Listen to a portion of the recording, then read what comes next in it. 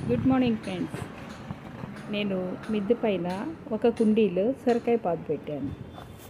దాన్ని మీరు సొరకాయ అంటారు, ఆనపకాయ అంటారు, తెలియదు కానీ చూడండి, దీంతో ఒక 4 కాయలు ఇట్లా వచ్చినాయి. ఇంత కుండీలో ఇంత పెద్దగా బలంగా కాయ రావడానికి కారణం ఏంటంటే చిన్న చిట్కా.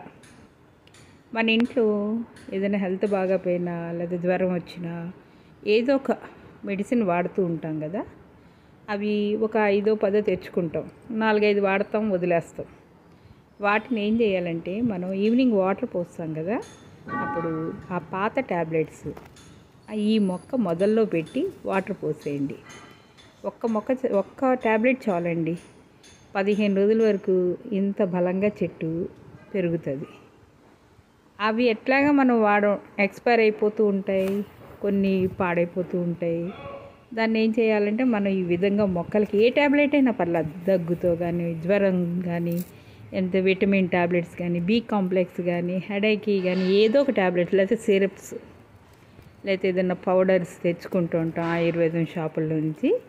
వాటిని ఇలా మొక్కలకి వాడండి.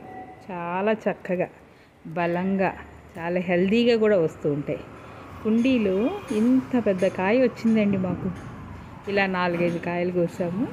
ఈ చిన్న చిట్కా మీతో షేర్ చేసుకోవాలనిపిస్తుంది, అందుకే చేస్తున్నాను ఫ్రెండ్స్. చూడండి, మీరు కూడా మీ కుండీల్లో కానీ చిన్న చిన్న పూల మొక్కల్లో కూడా వేసుకోవచ్చు. ఏ మొక్కకి వేసినా కూడా హెల్దీగా జామ చెట్టు ఉంటే జామ చెట్లకి, ఏది నిమ్మ చెట్టు ఉంటే ఏ ప్లాంట్ అయినా సరే పర్లా, వాటికి ఈ మిగిలిపోయిన మెడిసిన్స్ వాడండి. చక్కగా ఈ పడేయకుండా వాడుతూ ఉంటే ఎప్పుడో 15 రోజులకు ఒక ట్యాబ్లెట్ వేసినా కూడా హెల్దీగా వస్తుంది. లేదంటే ట్యాబ్లెట్ వేసిన తర్వాత మనం కొంచెం వాటర్ గట్టిగా పట్టుకోవాలండి, అలా ఎండబెట్టేయకూడదు మొక్కని. అప్పుడు ఇంత చక్కగా హెల్దీగా వస్తుంది. మా ఇంట్లో వచ్చింది చూడండి, ఇంత పెద్ద కాయ వచ్చిందో. Thank you friends.